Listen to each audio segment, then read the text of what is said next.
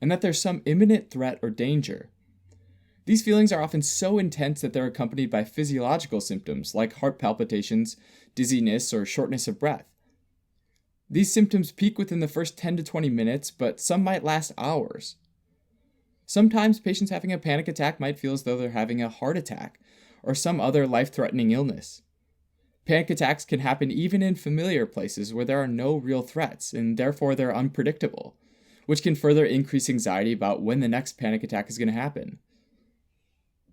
In order to be characterized as a panic attack, though, the Diagnostic and Statistical Manual for Mental Disorders, the 5th edition, or the DSM-5, says patients need to have an abrupt onset of 4 of the following 13 symptoms: pounding heart or fast heart rate, chest pain or discomfort, sweating, trembling, shortness of breath, nausea, dizziness, chills, numbness, feelings of choking, feelings of being detached from oneself, fears of losing control, and fears of dying.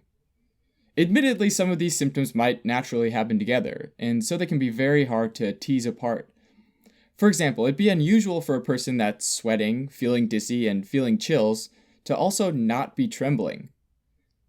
It's also important to note that some of these are physical symptoms, whereas others are specific thoughts or ideas.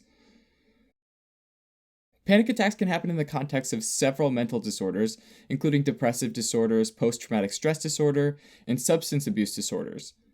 It can also, however, happen in the context of a panic disorder, which is basically defined by the panic attacks being recurrent, meaning 2 or more, and unexpected.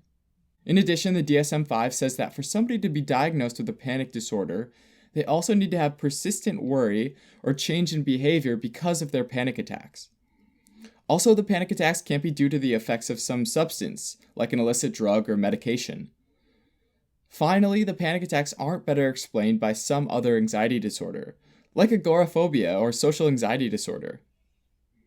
Patients with a panic disorder can't predict where the panic attack will happen next, so it's important to get treated before patients develop something called avoidance, which is when they actively avoid the places where one previously happened.